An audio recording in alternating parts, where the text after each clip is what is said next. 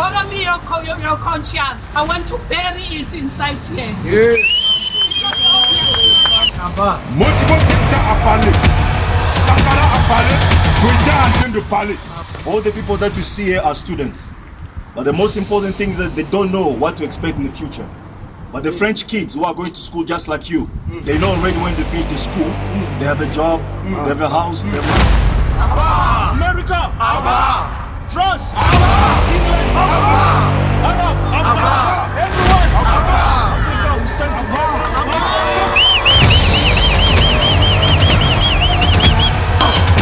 Mass young fool!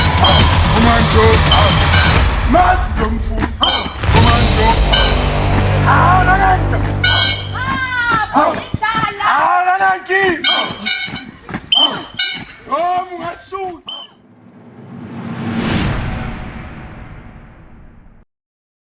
Peace and love, freedom and decolonization to all African people, those at home, those abroad, and those in the future. If you have 2 shoes, please sell one and buy a sword. If you have 2 trousers, please sell one and buy a sword. Because now it is time for revolution. And this revolution, it is no longer on the streets. It's not about burning cars. This revolution is in the mind. Because if we are not in charge of our mind, we are not in charge of our thoughts and actions, and we are not in charge of our lives. And the one who controls our mind, our actions, and our thoughts will make us the tools of his liberation and of our enslavement. So once again, thank you to join us on our weekly conversation where we talk about important issues for African liberation and African emancipation. In fact, today, let's talk about what we really need as African people. It is no longer a secret. What we need is a total liberation and emancipation of African people. And this liberation, emancipation of Africa simply implies that we as African people should be able to rebuild Africa and reposition Africa as a global power base, so that wherever we are in the world, the power of Africa reflects through us, and then we are no longer going to be subject to racism, discrimination, or any kind of acts of dehumanization. Because the reality of African people in the world today is a direct reflection of the reality of Africa as a whole. So if the mother is weak, then every African person in the world is looked as a weak, regardless of how much money you have or how many degrees you have. But whether you are in China, in India, the first perception that people have about you is of a weak person, of a person that deserves to be dehumanized, the person that does not deserve dignity, right? Simply because the motherland, Africa, is also in the position of weakness, in a position where anybody comes to Africa and take whatever they want and do with Africa the way they want, because they don't face consequences in doing that, which you cannot do to an American. When you see an American, what you see is the power of the United States of America that stands behind that person is an American. So, in a nutshell, what we want, to achieve our liberation as African people is to rebuild Africa and to position Africa, or to reposition Africa, to be correct, as the global power base, a competitive power in the world. And we have all that it takes to make that happen. But the problem is we have never understood the stages that needs to be involved in order to liberate ourselves, or in other words, in order to rebuild Africa. That's the reason why we have had a lot of projects, pure projects from pure minds, thinking that these projects can work out better and can change the situation of Africa. But those projects get to the point where sometimes they don't even take off, or most of times they don't produce the results that we expected, simply because there is a force somewhere that is playing to undermine any projects that Africans come up with for their liberation or to rebuild themselves. And that force is what we call the force of imperialism, championed by the United States of America and allies. The force of imperialism. So, what I'm trying to say is that we are not navigating in a neutral ground here. We are navigating on a field whereby there are forces that are actually trying to keep us in the condition of subjection. So, the first thing that needs to be done then is to firstly face these forces, overcome them. Then we can come to the point where we want now to rebuild Africa, to come up with the projects of modernization, liberation, industrialization, whatever we name it. So what I'm trying to say in a nutshell is that there are two stages that need to be involved in the process of African liberation. As I've explained from the beginning, African liberation implies rebuilding Africa and repositioning her as a global power base. So there are two stages that need to go through that process, and one stage is to fight against something and the other stage is to fight for something. And eventually in our lives, personal lives, we always go through these two stages. There are times that we fight against things and there are times that we fight for something. Now in this context for Africa, what it means is we firstly need to engage into that fight against imperialism, because it is the force, is a negative force that actually contradicts every good projects that we're coming up with. Currently we have the Agenda 63 in Africa, and you can already predict what will come out of this agenda, because there are forces, right, of imperialism that are opposing the good agenda of Africa.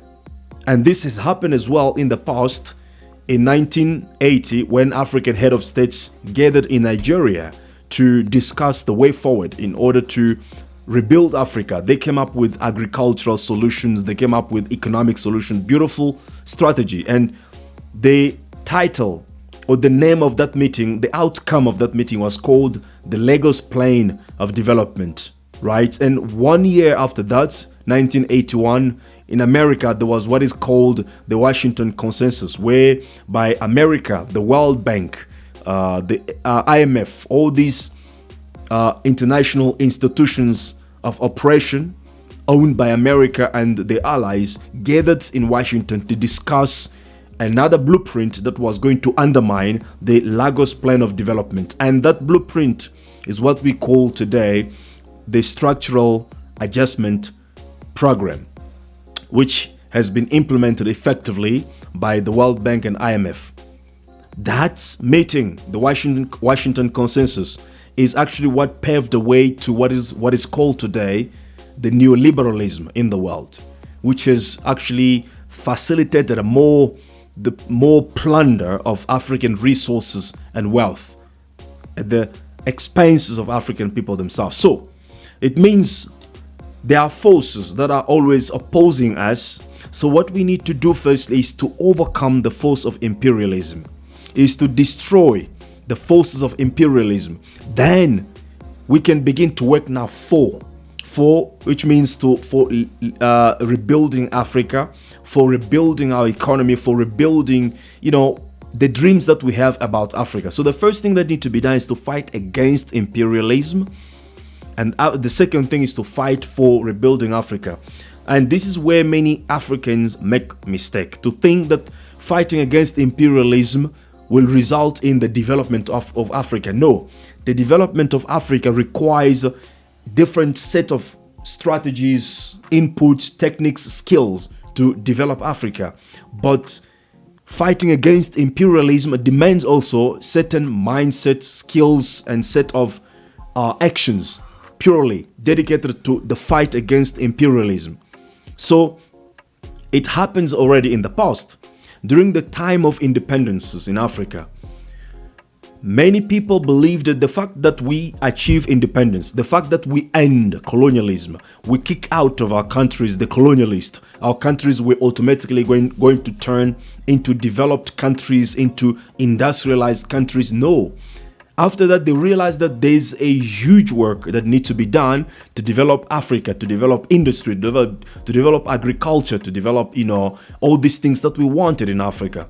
And because they were not prepared for that, they couldn't handle it. And most of them had to go back to the colonialists, the very same colonialists, to ask them, come and help us with skills, with techniques. When have you seen a strong person teaching you on how to get rid of his power over you? Doesn't work.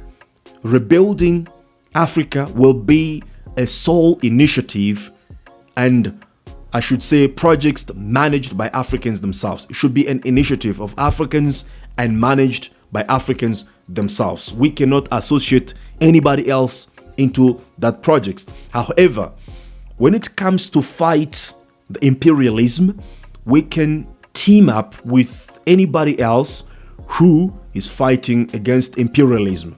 Why?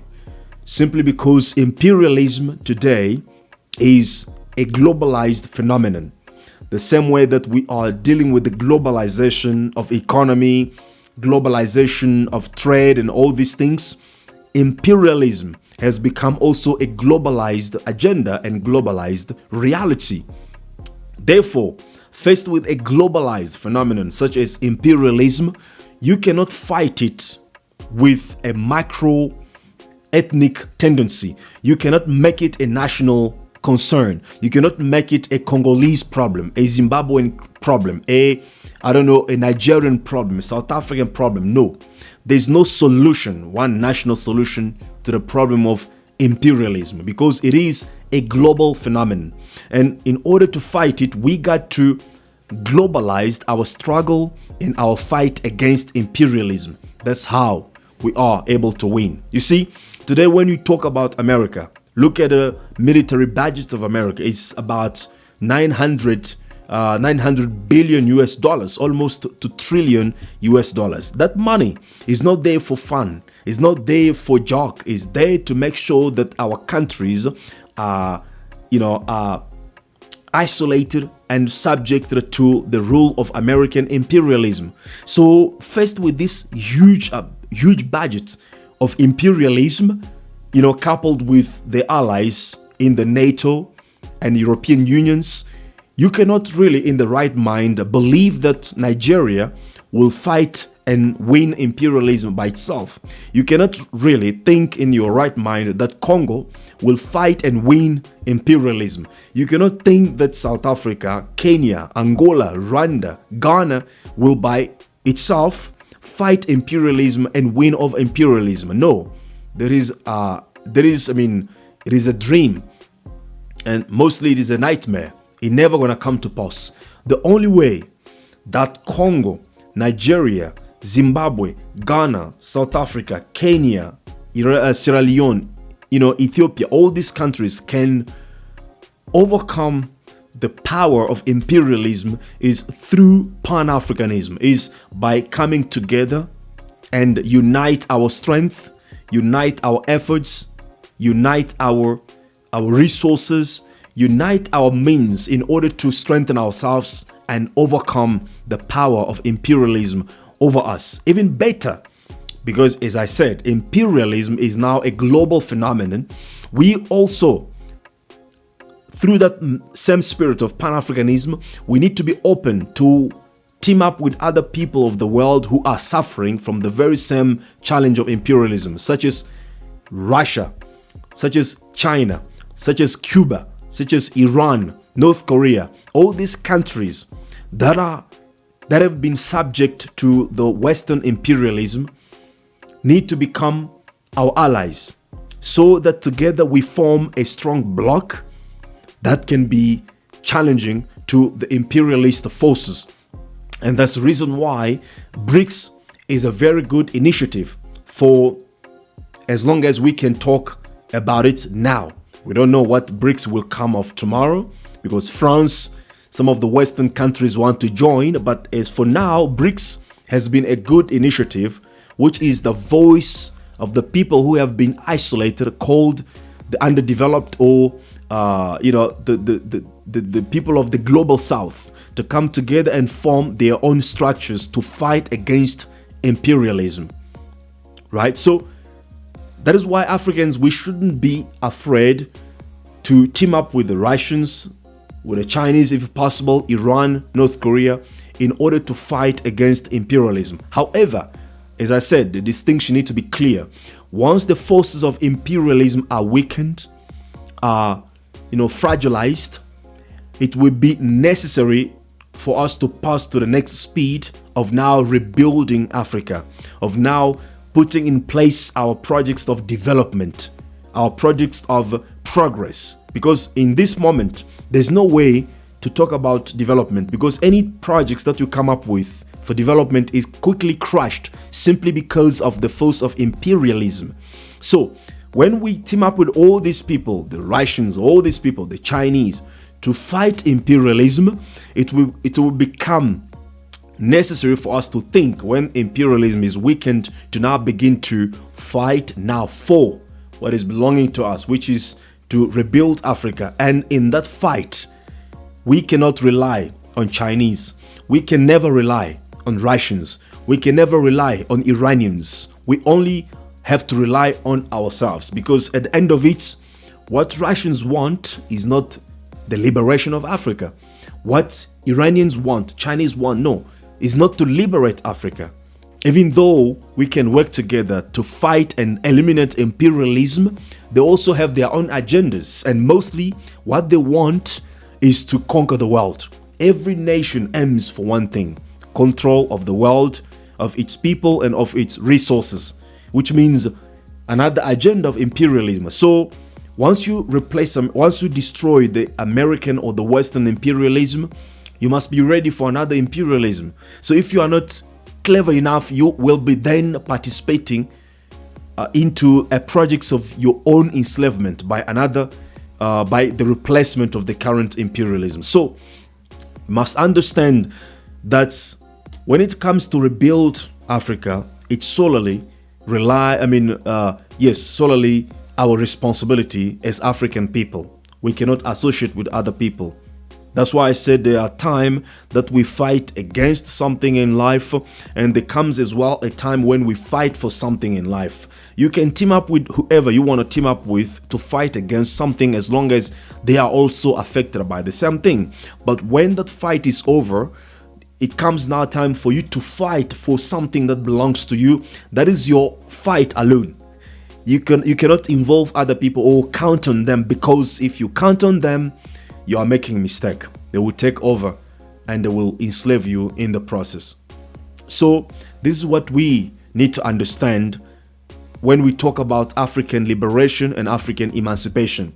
So in a nutshell, what I'm trying to pass as a message in this presentation is that there's a higher need right now to unite as African people, to bring our institutions together, to bring our initiatives together, to discuss around one table as African nations, as African people, to come up with a common blueprint to fight against the forces of imperialism.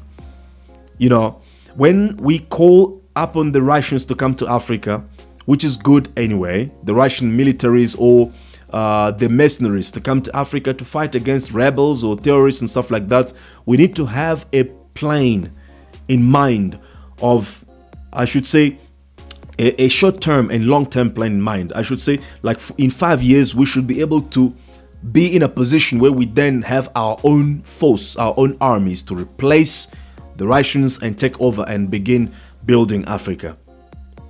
If we think that the Russians will be here forever to protect and defend us, that is what's going to lead us into another enslavement as it's led us in the past.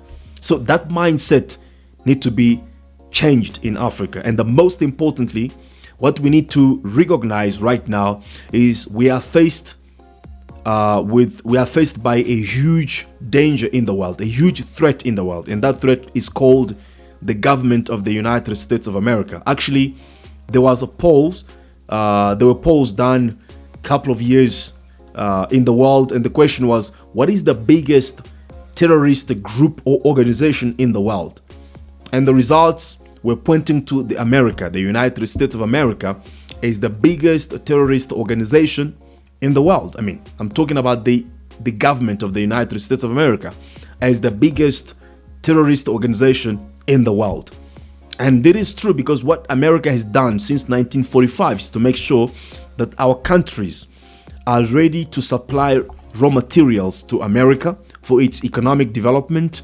At the same time, our countries are open markets for American products, so that they can push their products on us and we can consume their products. In other words, we are not allowed to produce what we want or to consume what we produce. We are only there to supply raw materials to the West and then receive their products and consume their products and get all the money, that we are producing channeled back to them. So this is what we need to understand. This is actually the definition of the Western or the current imperialism.